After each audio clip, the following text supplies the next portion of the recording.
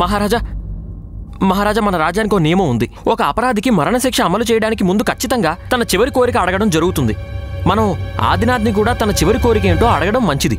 ఈ రామకృష్ణ పండితుడు ఇప్పుడు ఏదో కొత్త నాటకం ఆడబోతున్నాడు. పండితులు గారు, మీరు నన్ను రక్షిస్తానని చెప్పారు కదా, మీరు నన్ను రక్షించనే లేదు. కానీ ఇప్పుడు నా చివరి కోరిక తీర్చాలనుకుంటున్నారా? నాకు ఎలాంటి చివరి కోరిక లేదు. నాకు మరణ శిక్ష వేయండి, నాకు మరణ శిక్ష వేయండి.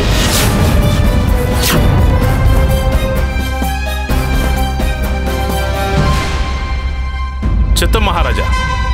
తలారి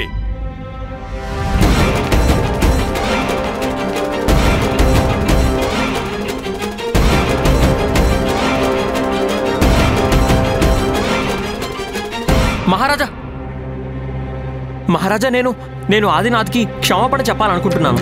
తన ఈ పరిస్థితికి కొంతవరకు బాధ్యుణ్ణి నేనే కదా. నేనే తనని రాణివాసంలో పనికి పెట్టాను కదా. దయచేసి ఆదినాథ్కి క్షమాపణ చెప్పడానికి అనుమతి ఇవ్వండి మహారాజా. అలాగే, ధన్యవాదాలు.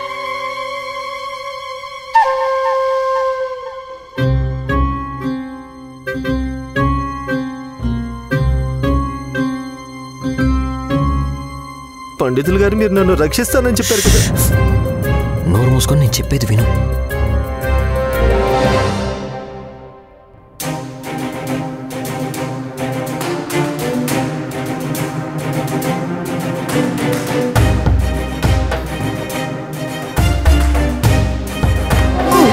గురువుగారు, జాగ్రత్త జాగ్రత్త. మిమ్మల్ని మీరు అదుపు చేసుకోండి. సరే మహారాజా, ఆదినాథ్ తన చివరి కోరికని చెప్పడానికి సిద్ధంగా ఉన్నాడు. ఆదినాథ్, చెప్పు. మహారాజా ఇంతకు ముందే ఎలాంటి చివరి కోరిక లేదని చెప్పాడు. ఇప్పుడు చివరి కోరిక ఎక్కడి నుంచి పుట్టుకొచ్చిందంట? గురువర్యా, ఆదినాథ్, తమరి చివరి కోరిక ఏంటో చెప్పండి.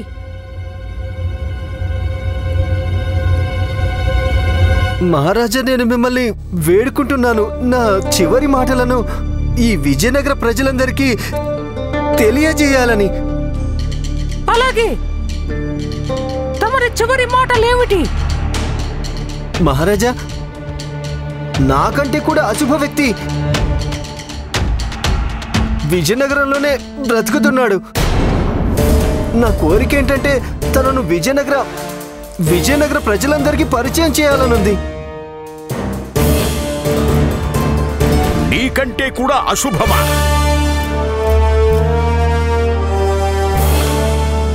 అంటే నీకంటే కూడా అశుభ వ్యక్తున్నాడా? ఎవరు? తన పేరేంటి? పేరు చెప్పు, నేను తనకు కూడా మరణశిక్ష విధిస్తాను. కాదు, నేను అన్నదానికి అర్థం ఏంటంటే మహారాజు తనకి కూడా మరణశిక్ష విధిస్తాను. ఆ వ్యక్తి ఎవరంటే విజయనగర మహారాజు కృష్ణదేవరాయలు.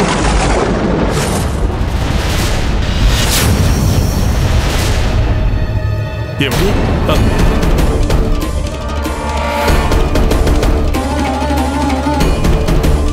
చావు భయంతో తనకు మతి చెలించినట్టుంది. ఏదేదో వాగుతున్నాడు. నువ్వు మా మహారాజునే అశుభమని అంటున్నావా? అవును గురువర్య, ఎందుకంటే నేను అశుభమైన కారణంగా మహారాజుకు గొంతు మీద ప్రభావం పడింది. కానీ మహారాజు అశుభమైన కారణంగా నాకు మరణశిక్ష పడింది. ఆ రోజు ప్రాతకాలంలో మహారాజే మొదటి వ్యక్తి. ఆయన సేవ కోసమే నేను వెళ్ళాను. ఆయన మొహాన్ని నేను దర్శించుకున్నాను. ఇంకా ఆయన అశుభమైన కారణంగానే నాకు మరణశిక్ష పడింది. ఏం చూస్తున్నారు సైనికులారా? త్వరగా, అతి త్వరగా ఈ మూర్ఖుణ్ణి ఉరికొయ్యకు వేలాడదీయండి. ఇతను మన పూజనీయులైన మహారాజునే అవమానిస్తున్నాడు. అంత అవసరమేమీ లేదు. కానీ మహారాజా, గురువర్యా, పండిత రామకృష్ణ, మీరే ఆదినాథ్కి ఇవన్నీ నేర్పించారని మాకు తెలుసు. మీరు చెప్పింది నిజమే మహారాజా. నాకు కూడా అనుమానం ఉంది ఈ ఉపాయం మొత్తం ఈ రామకృష్ణ పండితుడు చేసిందే అని. మహారాజా, ఈ రామకృష్ణ పండితుడికి కఠినాతి కఠినమైన శిక్ష విధించండి.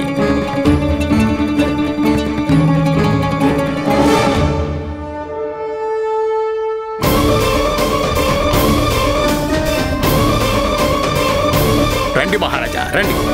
మీ శిక్ష ఏంటో తెలియజేయండి మహారాజా.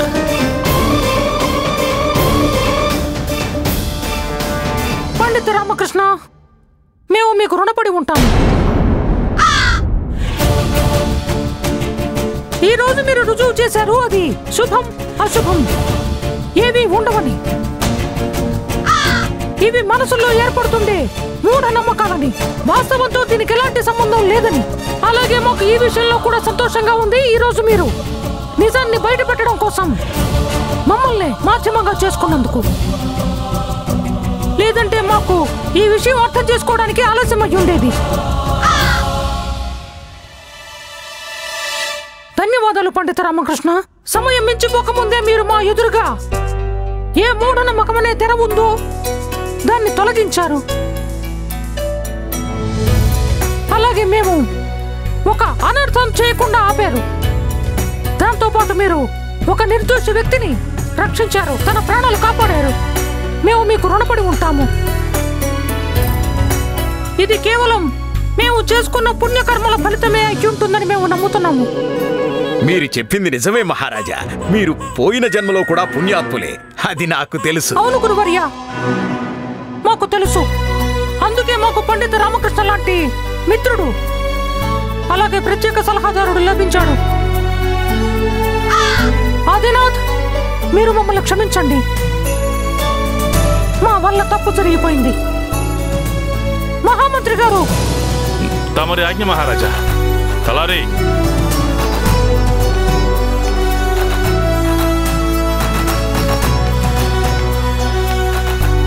మహారాజా, మహారాజా నన్ను క్షమించండి మహారాజా. మీరు క్షమాపణ చెప్పి నాకు పాపం అంటించకండి. మీరు మా మహారాజు. లేవండి ఆదినాథ్. ఆదినాథ్, మేము మిమ్మల్ని మా రాణివాసంలో ముఖ్య సేవకుడిగా మళ్ళీ నియమిస్తున్నాము. వస్తాము.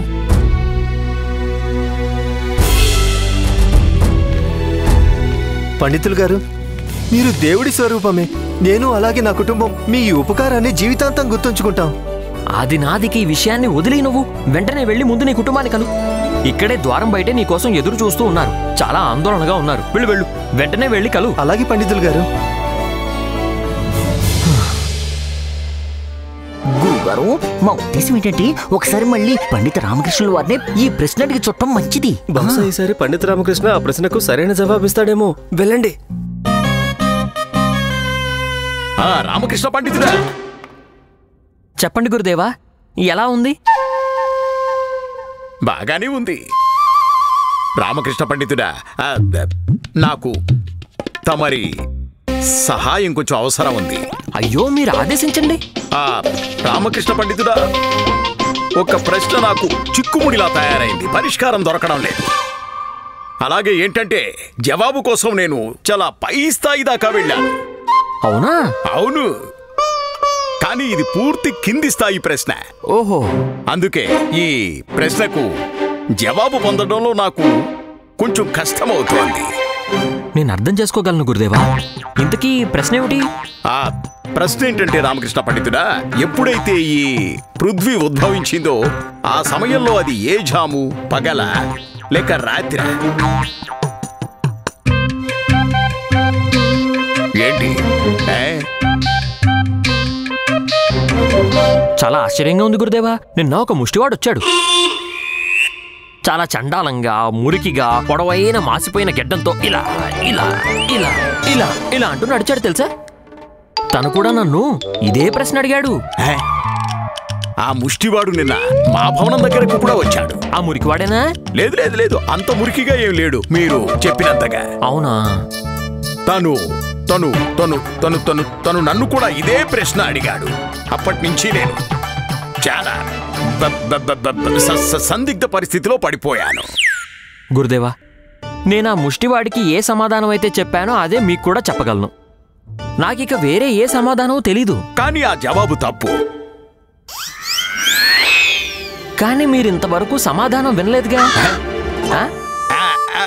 పదండి ధనివణి, పదండి పదండి పదండి.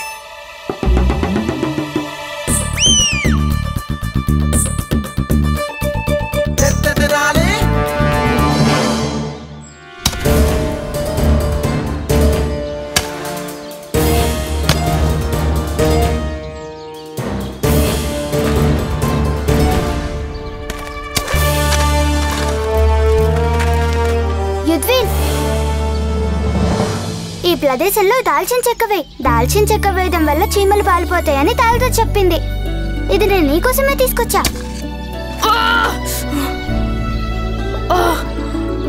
ఇక్కడే ఉంది, అవసరమైతే తీసుకో.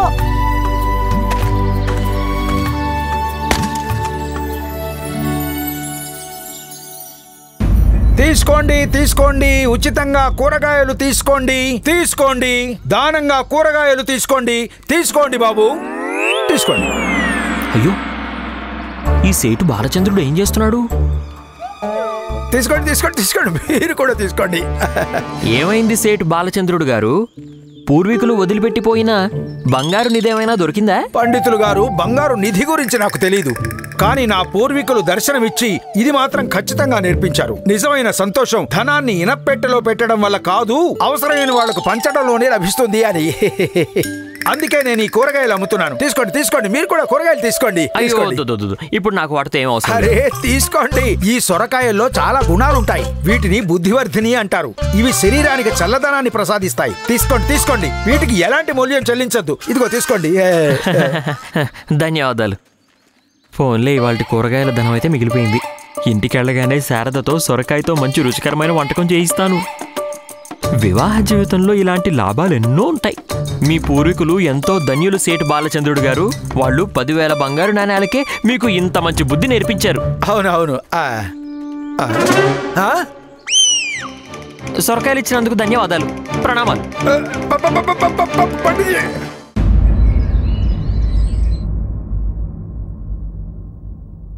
మహారాజా, నా నీళ్లు పడిపోయాయి. ఏం పర్వాలేదు మహారాజా.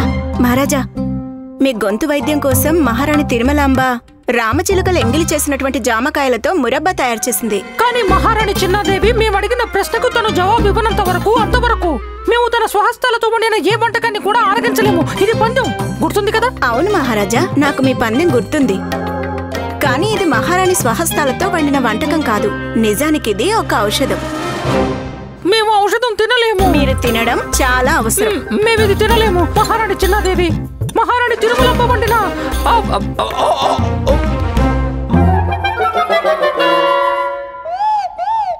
మహారాణి చిన్నాదేవి, ఇది మురబ్బా కదా, మరబ్బా. మరబ్బా అంటే దాన్ని ఎవరైతే అరగిస్తారో వాళ్ళు మరణిస్తారు. ఏ ఈశ్వర,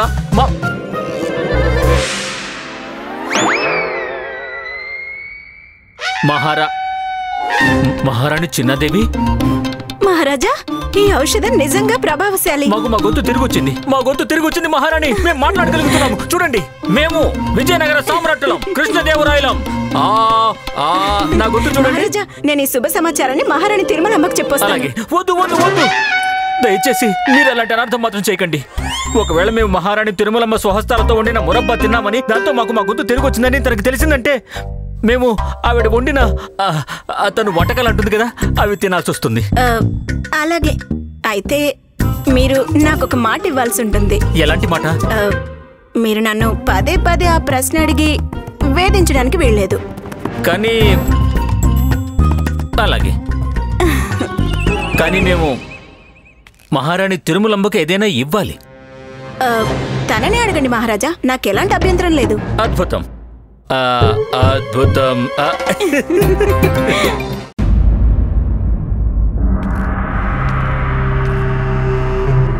సుస్వాగతం సుస్వాగతం అల్పారా. సుల్తాన్, ఇదేనా కొత్త ఆవిష్కరణ?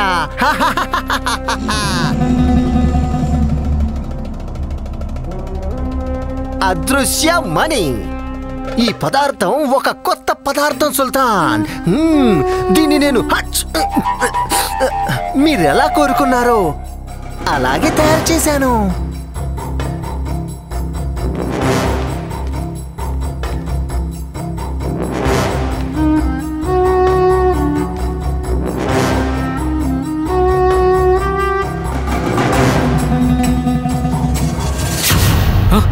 అరే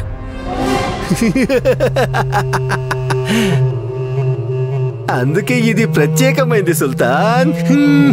అందుకే నేను దీనికేం పేరు పెట్టానంటే అదృశ్యమని. కానీ ఇది ఎలా సాధ్యమవుతుంది? అసాధ్యాన్ని సుసాధ్యం చేశాడు ఈ అల్పారా. ఈ పదార్థం ఎలాంటి పదార్థం అంటే మానవ శరీరాన్ని తాకగానే శరీర వేడిని పొంది దుమ్ములా మారి గాలిలో మాయమైపోతుంది. కానీ మాయమైపోయే సమయాన్ని నేను ఆపగలను. 2 గంటల్లో మాయమైపోయేది లేదా 2 రోజుల్లో మాయమైపోయే మణి నేను తయారు చేయగలను. మాషాల్లా మాషాల్లా. అరే ఇది నిజంగానే చాలా అద్భుతమైనది. ఇప్పుడు నేను దీన్ని మన అందరికంటే బద్ద శత్రువు కృష్ణదేవరాయల్ని భూస్థాపితం చేయడం కోసం ప్రయోగిస్తాను.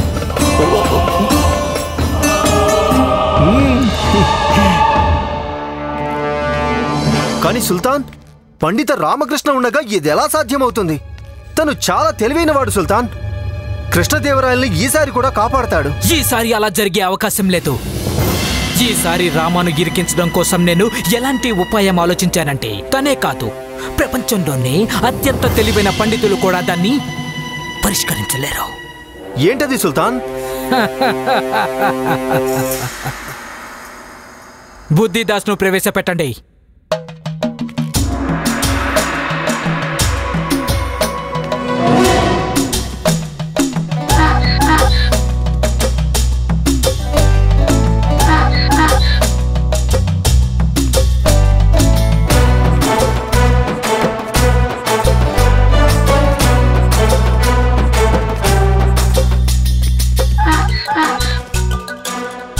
ఆదాబ్ సుల్తాన్. ఇక ఈ పేదవాణ్ణి షరీఫా అంటారు. ఇక ఈయన బుద్ధిదాస్ గారు. నువ్వెవరు?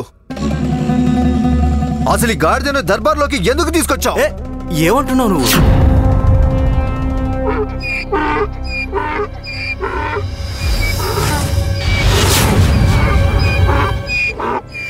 అయ్యో అయ్యో సుల్తాన్, కాపాడండి.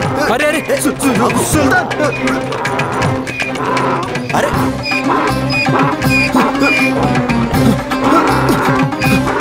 అరే అరే దాన్ని ఆపు సిరాజ్. అరే అరే అరే సుల్తాన్, అరే ఎవరైనా అసలు ఇక్కడ ఏం జరుగుతుంది? అరే ఎవరైనా దాన్ని ఆపండి. బుద్ధదాసుని ఒకవేళ గాడిద అంటే అది భరించలేదు హుజూర్. హుజూర్, మీరు ఆయనకు క్షమాపణ చెప్పాలి, లేదంటే ఆయన మీ వెంట పడుతూ ఉంటాడు. గాడిదకా? అరే మీరు గాడిద అంటున్నారా? మీరు క్షమాపణ చెప్పండి. అరే సిరాజ్, తనకు క్షమాపణ చెప్పు. నన్ను క్షమించండి మహానుభావ, దయ చూపించండి మహసియా. బుద్ధిదాస్ గారు, బుద్ధిదాస్ గారు, హుజూర్ క్షమించండి. ఇక పదండి, పదండి. అరే ఇది చాలా తెలివైంది. శాంతించు బుద్ధిదాస్, శాంతించు. కానీ దారిలో వెళ్ళేటప్పుడు దీని చెవులకు ఏదైనా కట్టాలి, లేదంటే ఒకవేళ ఎవరైనా దీన్ని నా ఉద్దేశం ఏంటంటే బుద్ధిదాస్ను ఎవరైనా అలా అంటారేమో, అది వినగానే ఈయన రెచ్చిపోతాడేమో. అలాగే హుజూర్. అప్పుడంతా గందరగోళం అయిపోతుంది కదా. వెళ్ళండి ఈ ఆపదను తీసుకొని. జీ హుజూర్. ఆదాబ్.